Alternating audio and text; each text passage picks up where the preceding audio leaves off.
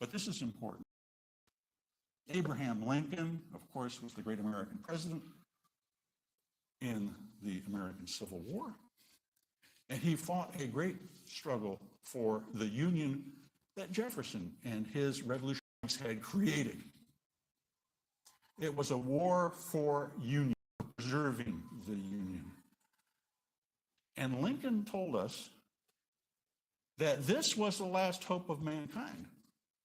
That if the North didn't preserve the Union, then the very idea of Republican government would fail. Can you imagine this sense of fragility and vulnerability? Because what is Lincoln concerned about in the 19th century? It's not just that there are foreign enemies, the autocracies of Europe, monarchies of Europe, the spurious make-believe empire of Napoleon, and other regimes that are based on aristocratic monarchical principles, authoritarian principles. But imagine with Lincoln that you don't have to look abroad for enemies. They are here within our own people. The slave power of the South would destroy this union and would establish a new Confederate republic based on the fundamental principle of slavery and inequality. It wasn't just Jeremy Bentham who thought Thomas Jefferson was nuts. It was his fellow Virginians and Southerners as they moved toward civil war. Oh, Jefferson might be of some use in his emphasis on states' rights and minimal government and constitutional interpretation. But when Jefferson said all men are created equal, he crossed a line. He threatens the fundamental institution of the South, the institution that was fundamental to his own prosperity and well-being, the institution of slavery. So, Lincoln, you would think, Lincoln came out of the American Whig Party. You might say this is the anti-democratic party. Big D, Democratic Party, the party of Jefferson and Andrew Jackson. Lincoln comes from that tradition, from a Whig to a Republican, with a big R, not Democratic yet. And here is a key moment in American history and in the history of Jefferson's reputation. Rather than repudiating Jefferson, Lincoln identified with Jefferson because for him, 77 years ago, as he said at Gettysburg, he was not talking about 1787, if you do the math. It's a little beyond me now. I used to be a math whiz. He's talking about 1776. He's honoring Jefferson, not Jefferson's sidekick, Madison. It's not those people who wrote the Constitution. It was the original patriots, the patriots of 1776. And Lincoln is reaffirming in a skeptical century against the conventional wisdom that natural rights claims that ground the republic are foundational. And this will be the American mission in the modern world, is to redeem the idea of self-government. And Lincoln associates keeping the Union together, creating a powerful nation, vindicating the national purpose, the manifest destiny of the United States. He associates all of these things with Thomas Jefferson. If it weren't for Lincoln's conception of his mission as a war president to preserve the Union and to preserve the handiwork that Jefferson and his colleagues had created, then Jefferson would indeed have sunk beneath that horizon, and we'd live in a different world. We could spend a lot more time talking about Jefferson's reputation, but let me give you a brief overview. After the Civil War, notwithstanding Lincoln's great work, you could say that Jeffersonian ideas were increasingly recessive, to use that notion from genetics. And again, this was the century, as you probably know, or the half century after the American Civil War, in which the idea of power that I talked about before became predominant. This was the era of the so-called robber barons. This is the era of laissez-faire. Let those who have power triumph because, well, didn't Darwin tell us about evolution? Are you fit? We're talking about Jefferson's declining reputation. After the Civil War, notwithstanding Lincoln's heroic work, what lingers in the American political nation is the idea that we had to destroy the slaveholding republic. We had to beat the Confederates, and Jefferson is inextricably linked to the great sin of the early republic, not just slavery, the other sin, the notion that you could secede from the Union and pursue your own destiny as a slaveholding republic. That's off the table. Jefferson, the secessionist, the nullifier, the apostle of states' rights, the slaveholder, is in disgrace. This is Hamilton's brief moment in the early 20th century. It's hard to imagine somebody like James Parton, the author of an early Jefferson biography, who says, if Jefferson is right, America is right. If America is wrong, Jefferson is wrong. 1874. Can you imagine that about Alexander Hamilton? There was a Hamilton revival until 2008. Down goes Hamilton. Jefferson is still with us, though. What happened? Why did Jefferson's reputation revive? Is it just the Declaration of Independence? Is it that we keep being reminded, as Lincoln was, that if we look back to the beginning of the Republic, there's Jefferson. There's Jefferson's vision. We can mock it, we can deride it, we can call him a hypocrite. We can say, oh, you don't really mean those things. But when we call Jefferson a hypocrite, we're really talking about America, to borrow from Parton. If Jefferson is a hypocrite, we're all hypocrites. So why did Jefferson's reputation revive? When we're thinking about the long course of American history, we tend to forget the rest of the world. The point I'm going to get back to in just a minute. We tend to look at our navels. Not naval with an A, because we're not worried about that was silly. We're not worried about having great power. We're worried about our navels. We're looking at our navels. Because that really is the foundation of the idea of American exceptionalism, is that the history of no place else matters. It's our history, isn't it?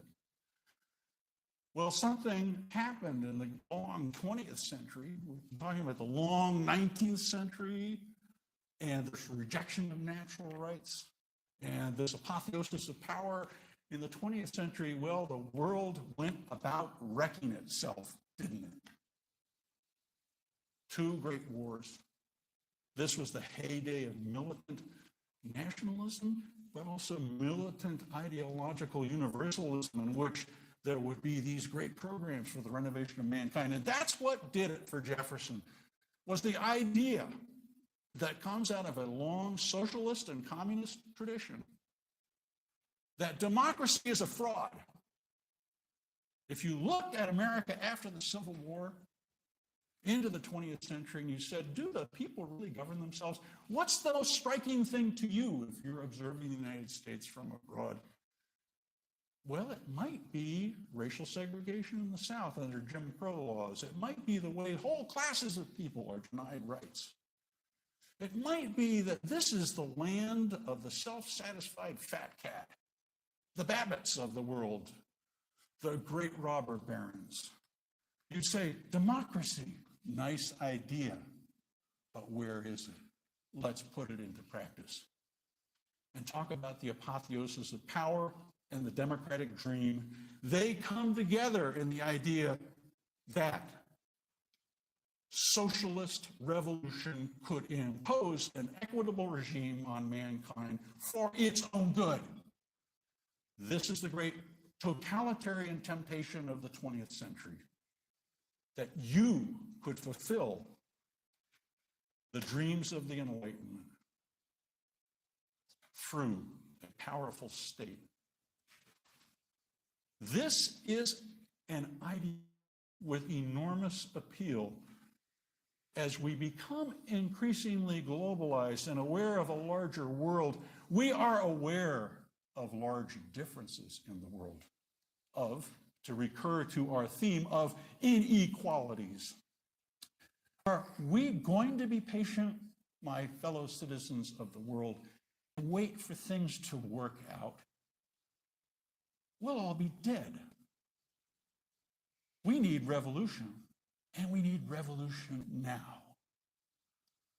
And the answer to this from Americans and people throughout the liberal West is, we had revolution, and the revolution was then.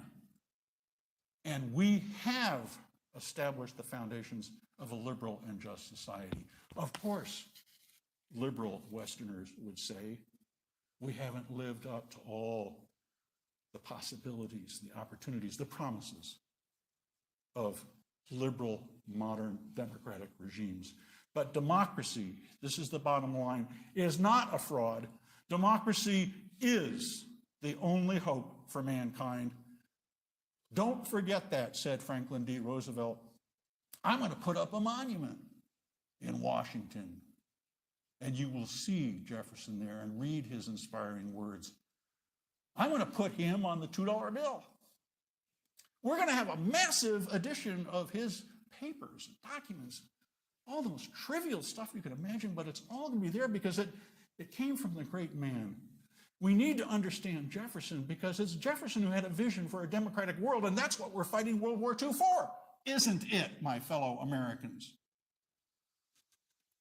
This is the great heyday of Jefferson in the 20th century, when he is associated with the cause of the free world, when he is seen not just as a great American. Keep this in mind. Jefferson is portrayed as a Renaissance man. Now, we're not going to have a quiz now, folks, but the Renaissance did not take place in America. We are associating American history now, the American experiment in Republican government, with Western history. In fact, the idea of the West and studying Western civilization becomes crucial in the emergence of the modern idea of the liberal arts in America. Civilization. It's a collective enterprise. It's something like an early vision of NATO. That was a joke. The Western Alliance. It's deeply grounded. You know, when the Europeans try to come up with currency and icons of Europeanness, all they can do is talk about civilization. Well, they even do what the Americans did. They evoke the classical past. They're a little dodgy with this Christianity business. Americans are much more forthright about being Christian. In Europe, there's so many people who used to be Christian, so few people who are now. That doesn't really work very well. But you can think of Europe as a great historical theme park in which the history of Christianity and civilization are thick on the ground. And you can see it there. But imagine Americans then placing themselves at the center of that history, the history of Western civilization, because liberty, freedom, those ideas, though we put them into practice, they come out of the tradition of Western political philosophy. John Locke, down with Thomas Hobbes, up with John Locke, the social contract, the idea that government, to be legitimate, has to be based on consent. That's an English Enlightenment idea, but it was put into practice in America. Put into practice, but this is the key thing, not for Americans alone, but for the world, and to create a better world in the future. This is where we see the redemption of Jefferson's image in the political imagination. Now, we're going to spend a lot of time in future weeks talking about slavery, and we're going to talk about how Jefferson's image went into rapid decline after the Cold War period and this great period of struggle against this new despotism of communism, the new idea of totalitarian imposition of equality without consent. We're going to talk about how Jefferson is increasingly seen living a lie in his own life. the lie of exercising tyrannical authority over his fellow human beings in order to promote his own selfish, sybaritic interests. But Jefferson keeps coming back. As I said, 1989. The phrase, the end of history.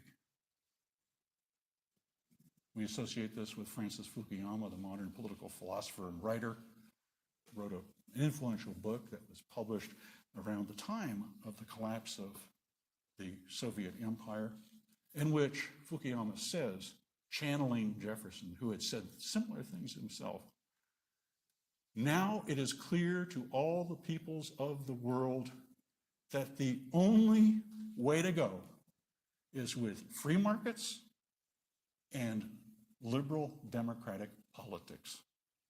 They are inextricably joined.